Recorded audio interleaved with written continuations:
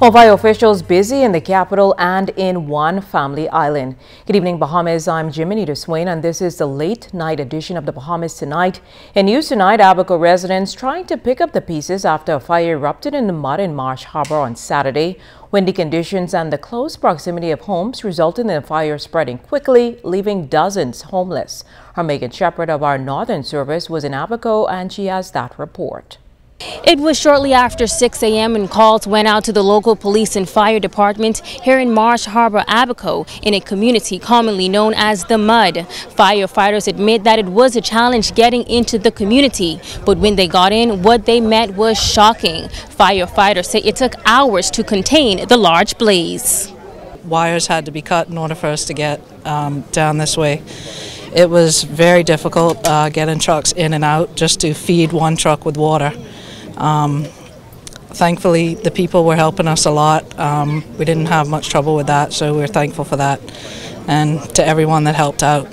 So the police were here on standby helping us as well, so it went as well as it could. It was challenging. I don't know if they got the generator behind us in the video, but when that blew, it was a pretty big explosion. Kind of scary. We tried our best to keep water on it and keep it cool, but the fire was just raging. So stuff like that is definitely a challenge, not knowing what's in the buildings. You know, we saw people taking propane tanks out, so, you know, thankfully they know to remove that sort of stuff if they can.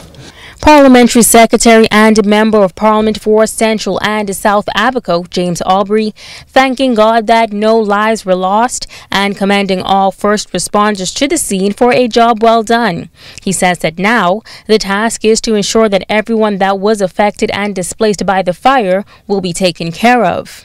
And it was ultimately contained without any loss of life or major injury. We're very happy to report that despite the intense blaze, no one was injured and no one lost their life. That is the only silver lining out of today. Excuse me while I just reference this real quick. The estimated number of households at this point that were destroyed during the blaze is 55. Our current estimate of persons affected totals around 170. As of tonight, we have a temporary accommodation located for persons who don't have friends or family they could stay with for overnight accommodation in the next few nights while we all work towards a more stable solution. But that was one thing, speaking with displaced persons earlier today, to promise and make sure that we do have overnight accommodations so that everyone has a roof to sleep under tonight. Officer in charge of Abaco, Kevin Mortimer, is thanking the public for their cooperation. He says a suspect is currently in custody assisting with investigations.